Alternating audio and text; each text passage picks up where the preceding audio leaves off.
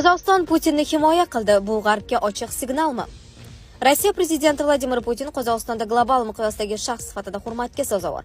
Bu haqda prezident To'qayev Moskvaga tashrif arafasida Rossiyskaya gazetaga bergan maqolasida ma'lum qildi. To'qayevning yozishicha, 2024-yil noyabr oyida Rossiya prezidenti Qozog'istonga tashrifi bilan kelgan bu siyosiy va amaliy ahamiyatga ko'ra tarixiy bo'lgan. Ostonada sherikligimizning yangi ufqlarini ochadigan salmoqli hujjatlar to'plami imzolangandi. Muhimi, sanksiyalar va xalqaro keskinlikka qaramay, ikkala davlat ham hamkorlikning barqarorligi va dinamikasini saqlab qolishga muvaffaq bo'ldi. Moskvaga davlat tashrifi arafasida Vladimir Putin bilan bo'lajak muzokaralar alohida ahamiyatga ega ekanini ta'kidlamoqchiman, deb yozgan To'qayev. U so'nggi bir necha oy ichida Xitoy raisi Si Szinpin, AQSh prezidenti Tramp, Yevropa, Osiyo va Afrikaning bir qator davlatlari rahbarlari bilan muzokaralar o'tkazganini aytdi.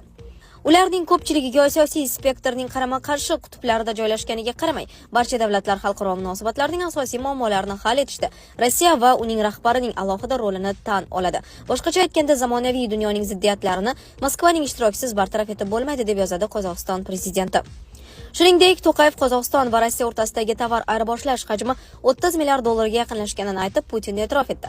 Ikki tomonlama hamkorlikdagi barcha yutuqlar prezident Vladimirovich Putinning ushbu yo'nalishdagi jo'shqin samarali faoliyati bilan uzviy bog'liq. Qozog'istonda u jahon miqyosidagi davlat arbobi sifatida doimiy hurmatga sazovor. Uning nomi dunyodagi deyarli barcha mamlakatlarda siyosatchilar va oddiy odamlar og'zida, dedi u.